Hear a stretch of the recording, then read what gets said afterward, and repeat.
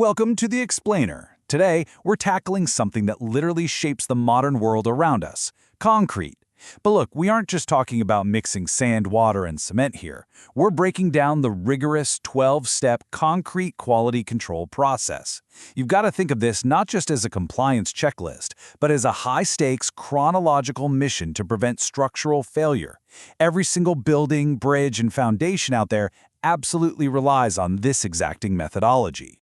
Okay, let's dive right in.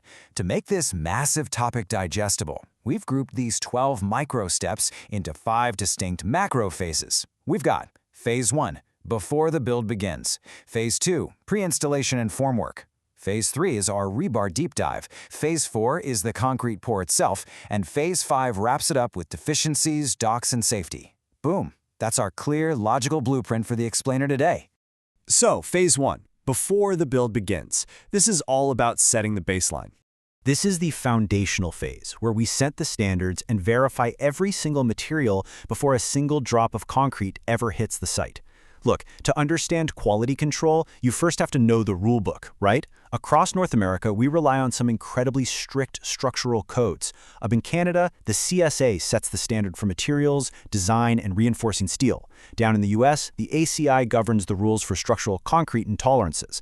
And bridging the gap between both countries are the ASTM standards, which literally dictate exactly how we physically test these materials.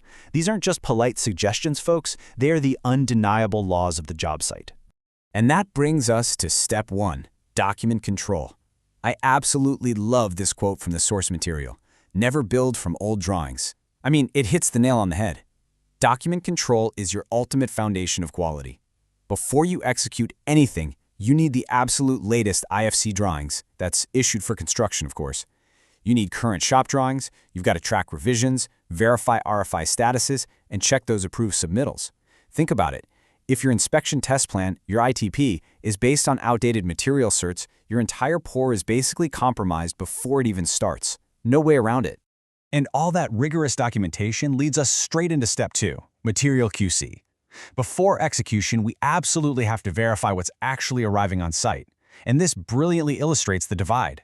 On the reinforcement side, we are intensely checking bar size, grade, bar marks, hunting for any damage or rust, and of course collecting those mill certificates. Then, over on the concrete side, we're scrutinizing delivery tickets to verify the mix design, the required MPa strength, the slump, air content, and temperature. Because, let's be real, you cannot build a perfect structure with imperfect ingredients. All right, moving on to Phase 2, pre-installation and formwork, translating to 3D. This is where those 2D paper drawings finally translate into real-world geometry, covering steps 3 and 4 of our process. First up is layout verification.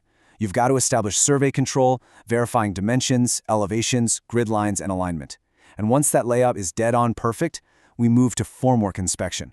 Field engineers know exactly why this matters. If your formwork isn't right, your concrete definitely won't be right. We are checking the line, level, and plumbness. We are inspecting the bracing and form ties because, remember, they have to hold the immense, literal ton weight of wet concrete. Plus, we're checking for cleanliness and verifying that blockouts and openings are exactly where they need to be. Which brings us to Phase 3, the rebar deep dive. Step 5, inspection.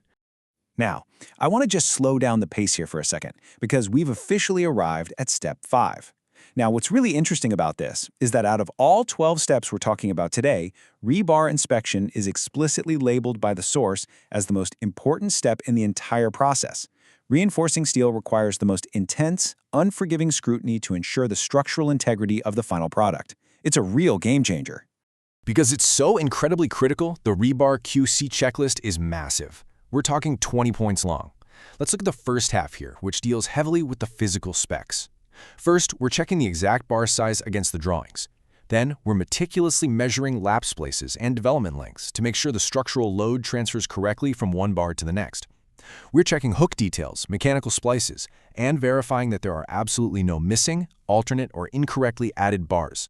Then we get to the second half of that 20-point checklist, and this is all about placement and clearance. The crucial thing here is making sure that steel stays exactly where it belongs while the concrete is actually being poured. So, we're checking the spacing in the concrete cover, we're ensuring chairs and bolsters are supporting the rebar properly, we're constantly on the lookout for rebar congestion, checking tie spacing, ensuring the reinforcement is clean and undamaged, and confirming perfect vertical alignment.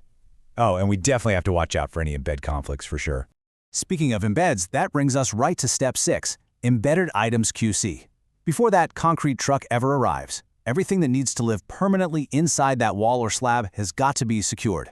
We're talking inspecting water stops, pipe sleeves, electrical conduits, the whole shebang. We are verifying that inserts, anchor bolts, and embedded plates are precisely located and totally locked down so they don't shift an inch during the pour. All right, on to phase 4, the concrete pour, the action phase. This is where the tension really rises on site, you know? Step 7 is the pre-pour inspection. Think of this final walkdown as your ultimate green light. You don't just start pouring, you take photos of the final setup.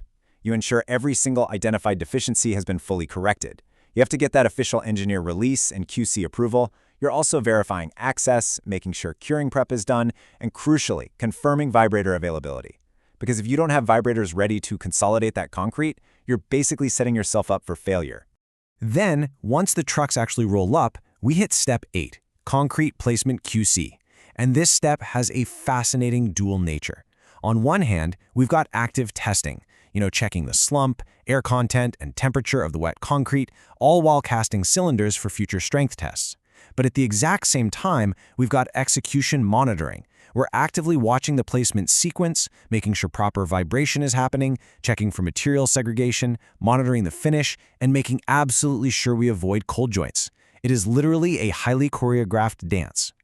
And what you should really take away from this is that the job definitely isn't done just because the pour finishes. Step 9 is post-pour QC. As soon as those forms come off, we are immediately inspecting for surface defects.